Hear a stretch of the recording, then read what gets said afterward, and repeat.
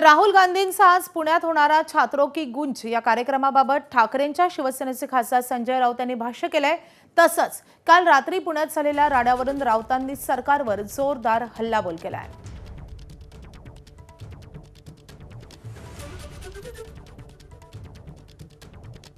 काँग्रेसवर दाखल झाले असतात म्हणजे एबीव्हीपीच्या गुंडांवर दाखल झाले नसते। मुळात एबीव्हीपी गुंडगिरी करते हीच मोठी गोष्ट आहे। त्यांना बळ कुठून आलंय माहीत नाही। बघा, राहुल गांधी पुण्यामध्ये येत आहेत, ते या देशातल्या लोकसभेचे विरोधी पक्षनेते आहेत,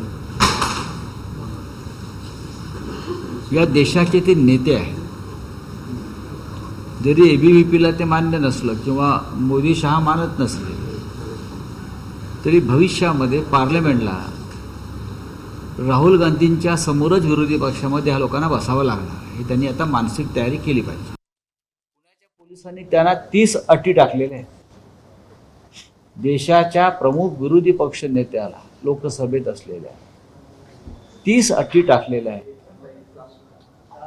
राहुल गांधी का परदेशातून आलेले आहेत का?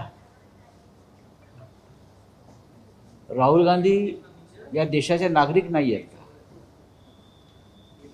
पुण्यामध्ये अमित शहा येतात, अन्य काही नेते येतात, त्यांच्यासाठी अशा अटी टाकल्या जातात का? आयुक्तांकडून टाकल्या गेल्यात कधी बघा। पण आम्ही आलो की अटी टाकायच्या, खास करून राहुल गांधी।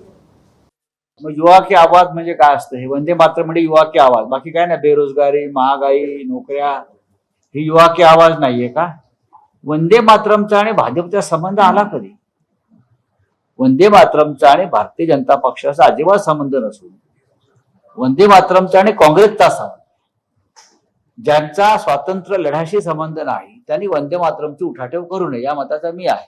यांच्या बापदाद्यांचा एक तरी कोणी वंदे मातरम गात फासावर गेलाय का? कशालाही ढोंग करताय।